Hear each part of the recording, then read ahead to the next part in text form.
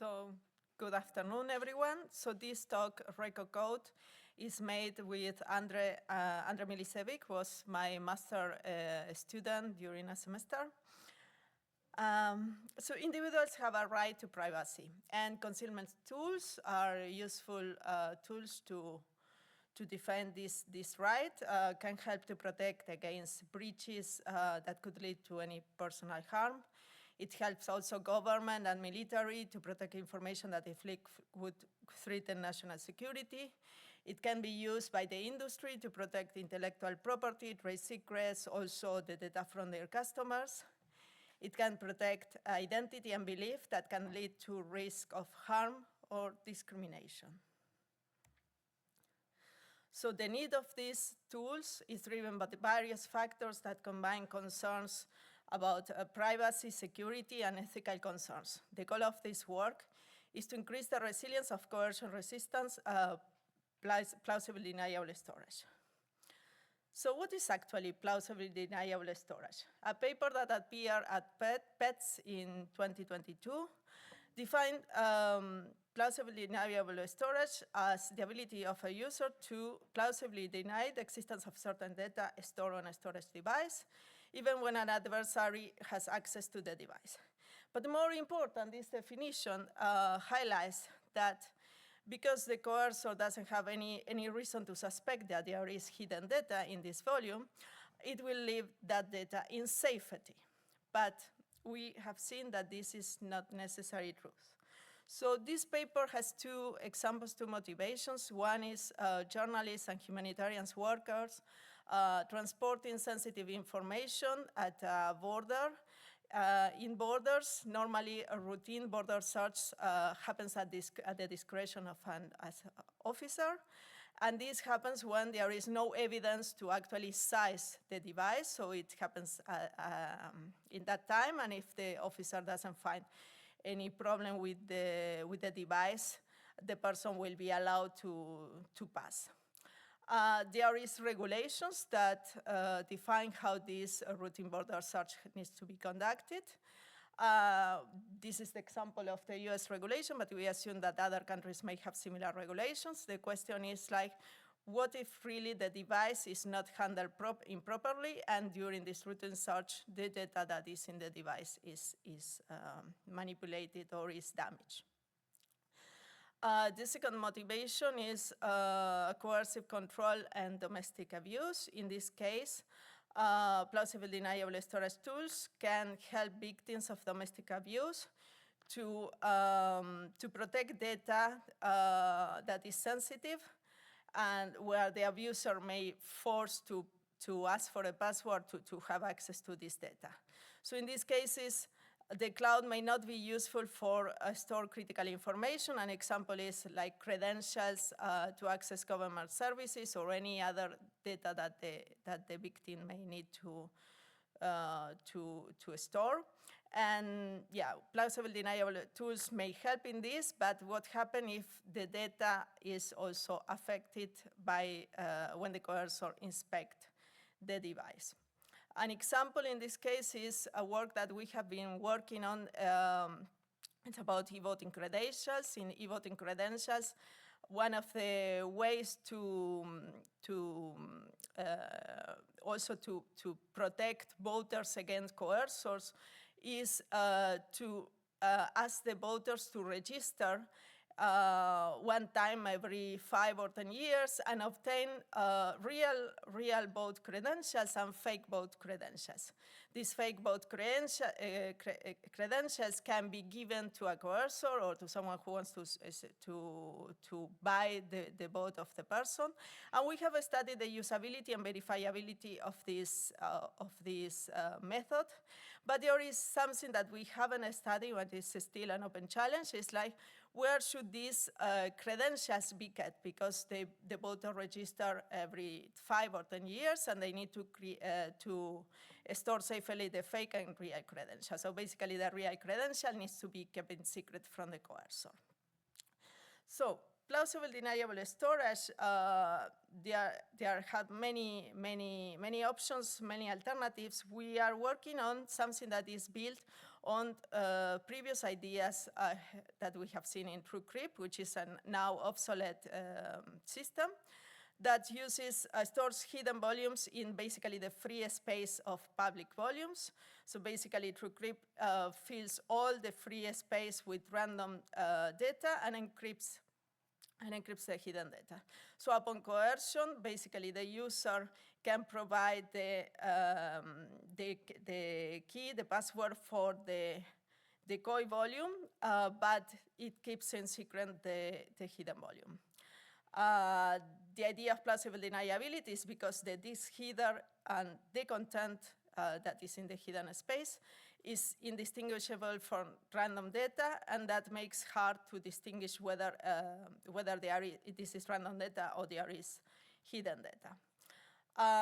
This also works as a stacking driver, where there is a device driver operating on top of another driver, and there is a map in the stacking driver basically maps the requests from the logical driver. Any write request is mapped to the physical storage space.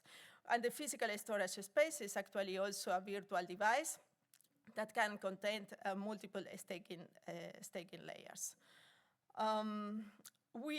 In our system, we use ShuffleCake. ShuffleCake is based on more modern ideas for plausible deniability that have a stronger vision of coercion, because basically instead of having a hidden layer of a storage device, in this case, it contains a maximum of 15 hidden volumes, and the coercer will not know how many volumes are hidden.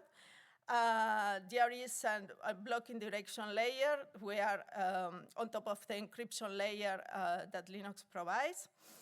And this is independent of any file system that the user may choose. And it uses slices as the minimum storage unit. Now, this works basically because of the space over commitment. What is this space over commitment? Basically, space over commitment is when we allocate more virtualized resources than the physical hardware actually possesses. So then basically the total size of all the logical volumes that the user will have will surpass the real physical storage limit. But as long as the actual utilized space does not exceed this available space, we can use this technique, space over commitment. This also works because of the lazy allocation, which delays the allocation of any resources, of any slice in the system, until they are actually needed. That opens the problem of data corruption.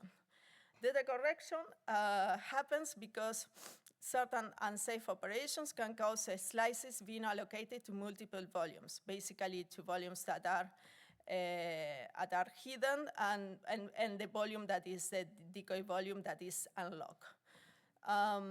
So data corruption can occur at different levels. It can corrupt the file system, can corrupt superblock, directory structure, and at the slice levels. Even because a slide is composed of 256 blocks, any one out of these blocks can corrupt the whole slice. And when this happens, also some files may be still available in the volume, but may not be listed. We have studied data corruption in a different semester project that there is this link here, made by another student, Kilian Deternat. So to solve this problem, we proposed first a naive solution that was just add redundancy with RAID 1, basically duplicate blocks using MDIDM and RAID devices.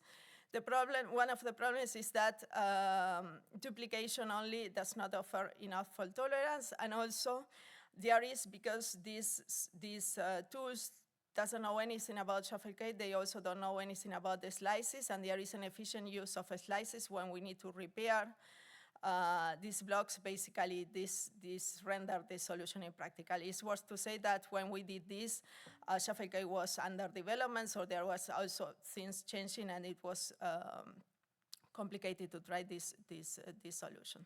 So what we propose is entanglements. Entanglements basically is a virtual layer of data that is entangled together, creates a chain of interdependencies between blocks, and it offers more fault tolerance than duplication. It also offers additional integrity protection because of the interdependencies that are created in between blocks. It is simple to implement because it's just basically XORing the two last elements that are being added to the volume. And it has been used, different entanglement algorithms have been used also to counter censorship. And it was an early experiment to try in the future more advanced entanglements, such as alpha entanglement codes that offers even higher fault tolerance. So these solutions offers different ways to recover data that might be missing. And it also offers more tolerance than single failure tolerance because it has something that is called irregular failure tolerance. So RecoCoDe, it was implemented as a device mapper target. So basically, it's between the user request of writing data and the shuffle cake. We did it independently of shuffle cake because, as I said before, shuffle cake was under development, and we found that to try at least the first time to use it as a module separate from shuffle cake. So basically, with this device mapper target, what we do is intercepting any write request, and it creates two additional blocks, the parity block and that has the redundancy, and the metadata that it includes some checksum and sector information. And then this is passed to the shuffle cake. So basically, when using this shuffle cake hidden volume, the previously entangled blocks and metadata are encrypted and allocated in the free space of the decoy volume. So at the bottom of the slide, we see the decoy volume, and we see that the free space that decoy volume is larger because in this case the hidden volume is not mounted, but the actual free space is smaller, and that's where the risk of data corruption can happen, because when the hidden volume is not mounted, if somebody writes on this decoy volume, it may use these slices. But because there is RecoCoDe, we have some redundancy that can be used to recover these slices. So we did some preliminary performance results. Basically, what we wanted to measure here is the write efficiency with and without the entanglement. We didn't measure the fault tolerance of entanglement codes because there is another paper about entanglement codes that measures already that. And also we had limited resources for this project. It was done during only the 14 weeks of the semester project of the students. So in our test, the underlying block device had a partition of a gigabyte as a decoy volume, and the hidden volume also used the same physical space. And we measured the speed and write requests, and we have seen that there is a negligible impact on the performance when we use entanglements, which is in the second table. So as for conclusions, the solutions mitigates data corruption and has a negligible impact on write performance, improves previous problems faced with naive solutions, like using the application, and does not cause file system crashes that we face in our initial intents. Our prototype does not handle data deletion. This is because entanglement codes are basically adding always data to a chain. So it's mostly for append-only file system. If we need to handle deletions, we need to add some other solution to that. But in principle, we are assuming that the user wants to preserve this information, wants to preserve this data. So we assume that at least at that moment, it doesn't care about changing the data. If, for instance, it's transporting this data the border. Then metadata also needs additional redundancy. At this stage, this can be solved with copying the data multiple times, but we think that a better solution would be to implement this inside the plausible deniable solution. In this case, the redundancy can be managed better, and particularly for protecting the metadata by using the headers that, for instance, if it is done with shuffle cake, the headers of the shuffle cake can be used to protect the metadata. That's all. If you have any questions. Let's thank the speaker. So we have time for a couple of questions. So please, anyone has any questions?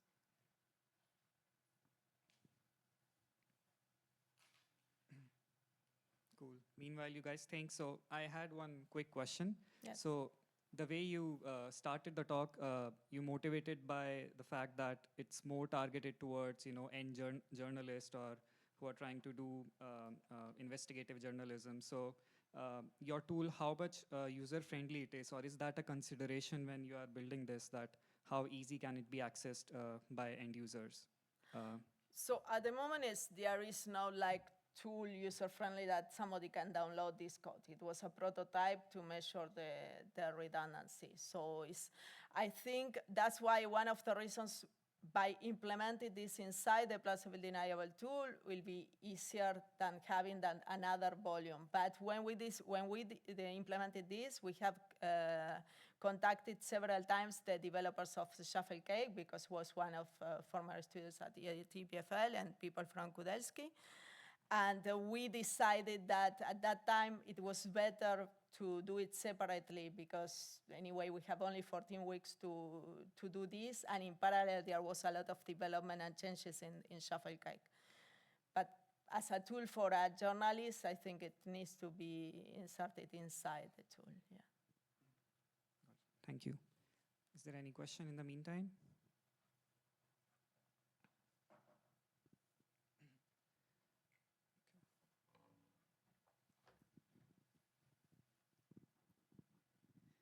Hi, can I ask? Okay, this is working, great. Can I ask a follow-up question about your adversarial model? I think you mainly were concerned with border situations, right? When the time that you had to analyze the device was relatively short. If I had an arbitrary amount of time to analyze and already had a suspicion that there's something on the device, do you think it would be easier to figure out that there was something that shouldn't be in there, or do you think you're also providing security under this consideration? So that's more related also to the security of Shuffle Cake itself, and we didn't evaluate that. We were mostly focused on these two cases also because we are working on credentials for e-voting systems also and others. So it's not only the typical airport. We also wanted to highlight this other new case that is not necessarily mentioned, but since we are moving to a future where everything will be digital, we need to think people will have these credentials and need to be protected. And sometimes this is simple if there is victims of abuse at home. It's just show, yeah, look, this is my computer. I don't have nothing to hide. So the user may need to operate and write when there is a hidden volume that is locked. So then at that moment it may be damaging information that is concealed. Yeah. Thanks.